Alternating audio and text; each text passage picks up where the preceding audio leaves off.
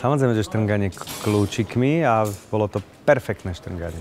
Najdôležitejší deň v našich dejinách ako spoločnosti, ale aj v mojich osobných dejinách jeden z najdôležitejších dní a najdôležitejších udalostí. Aj v bežnom živote samozrejme všetci sme chceli žiť slobodné životy, ale aj napríklad v hudobnom živote v mojom prípade. My sme mali kapelu a keď som videl, že sa rúca režim, tak som to veľmi dlho považoval za nemožné. Ja som si ešte začiatkom decembra myslel, že to nie je možné, že to je sena, že sa to nepodarí u nás. Tá vnútorná sloboda, to vnútorné oslobodenie bolo obrovské. Ono to je súčasť toho, čo sa začalo v 89. Je to bežný zápas. Tak o to, aby sme slobodu mali. To nie je nič automatické, nič samozrejme, čiže aj nespokojnosť je skvelá vec.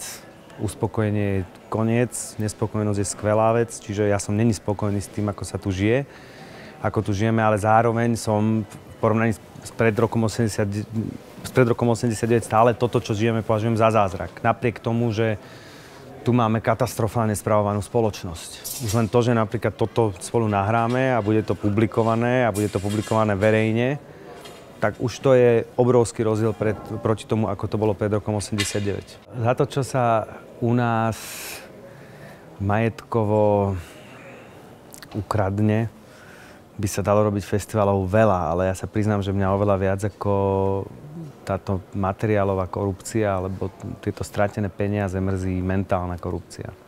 Mňa strašne mrzí to, čo sa deje napríklad vo vzťahu k ľuďom, ktorí sú biední, v škandalizácii menšín a že ľudia, ktorí správujú štát, sú silní, zneužívajú tých najslabších na to, aby si budovali proste svoju moc.